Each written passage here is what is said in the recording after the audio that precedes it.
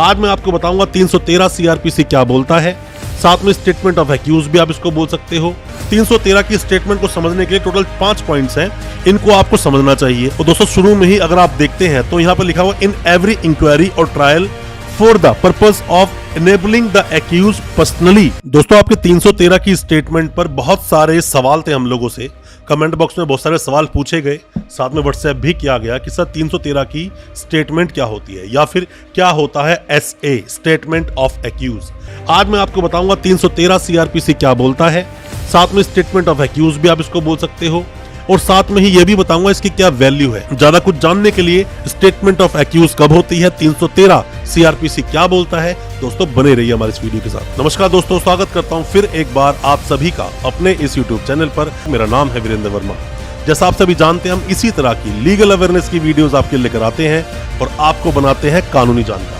313 की स्टेटमेंट को समझने के लिए टोटल 5 पॉइंट्स हैं, इनको आपको समझना चाहिए। और दोस्तों शुरू में ही अगर आप देखते हैं तो यहाँ पर लिखा हुआ इन एवरी इंक्वायरी और trial for the purpose of enabling the accused personally और explain any circumstances appearing in the evidence against him in the court. मतलब कोर्ट में बातें बताई जाती हैं, कोई भी सर्कमस्टेंशियल चीजें हुई हैं वो आप बताइए, काफी कुछ आपसे पूछा जाता है।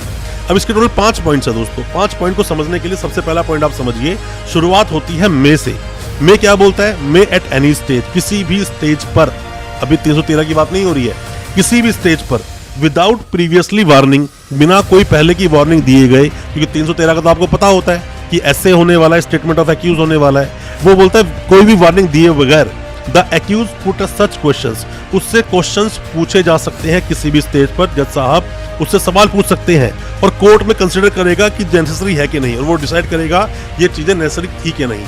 पर दूसरे में ऐसा नहीं है दोस्तों। जब आप बी में जाते हो, बी में दोस्तों क्या बोलता है? शेल आफ्टर द विटनेसेस, जब विटनेसेस पूरे हो गए, जब ये हम बोलते हैं कि पीई, मतलब पी का मतलब क्या होता है? पीई जब हम बोलते हैं कि कोई भी केस पीई पे लगा हुआ है, मतलब कि प्रोसिक्यूशन एविडेंस पे लगा हुआ है, तो वो क्या बोलता है उसके अंदर कि prosecution have been the examined, मतलब कि वो ये देखता है कि विटनेस को जो एग्जामिन कर लिया गया सबको, और बिफोर ही इज कॉल्ड। दोस्तों बी पॉइंट में आप मोटा मोटा ये समझ सकते हैं कि इसके अंदर क्या देखा जाता है कि प्रोसिक्यूशन ने सारे जो भी अपने गवाह थे सब वो ले आए हैं, आपने क्रॉस कर चुके हो। ये सब होने के बाद में जो 313 को बुलाया जाता है उसके लिए, ये सब कोर्ट पहले देख लेता है कि सभी जो गवाह हैं वो आ चुके हैं, उसके बाद ही 313 करवाया जाता है, और विदाउट ओथ। आप जब इसमें सेक्शन 2 में आते हैं इसी के, दोस्तों ये जो 2 पॉइंट थे वो सेक्शन 1 के, मतलब 313 का जो सबसेक्शन 1 बनता है उसमें 2 बातें बोली गई। बट जब आप दूसरे पॉइंट में जाते हो वहां पर लिखा हुआ है सेक्शन 2 दोस्तों बोलता है no oath shall be administered to the accused, मतलब कि किसी भी एक्यूज से कोई ऐसी कस्में जो खिलाई जाती है कोर्ट में, आपने फिल्मों में देखा होगा कि मैं गीता पे आता है कसम खाता हूँ,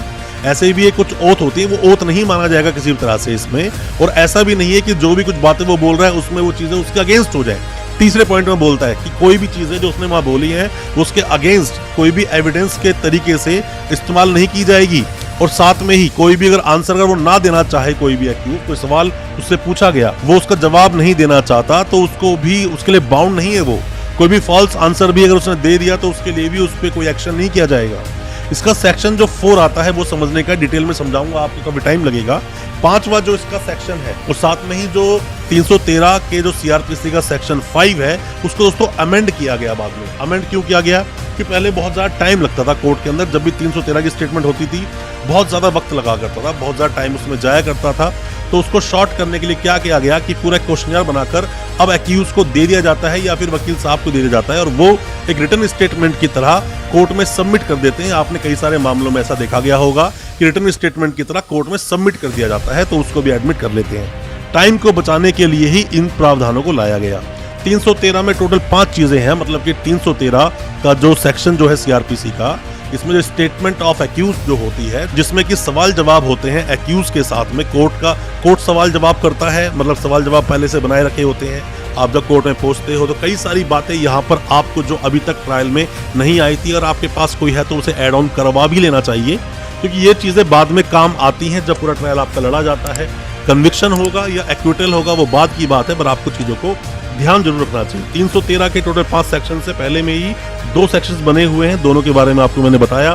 313 को लेकर क्या आपके दिल में डाउट है, क्या सवाल है, जो भी कुछ हो आप हमसे पूछ सकते हैं, हम आपको उसका रिप्लाई जरूर करेंगे। तो दोस्तों अच्छा लगा आज का हमारी वीडियो को ज्यादा से ज्यादा अपने दोस्तों, परिजन, परिवार तक शेयर करें, ताकि वो भी अपने आप को कानूनी जानकार बना सके। अच्छा लगा हो आज का वीडियो, चैनल को सब्सक्राइब करना बिल्कुल ना भूलें, साथ में लगा बेल आइकन जरूर दबा दें ताकि इसी तरह की लीगल अवेयरनेस की वीडियोस जो आपके लेकर आते हैं वो आप तक पहुंच सके सबसे पहले। बहुत बहुत शुक्रिया, धन्यवाद हमारी इस वीडियो के साथ बने रहने के लिए।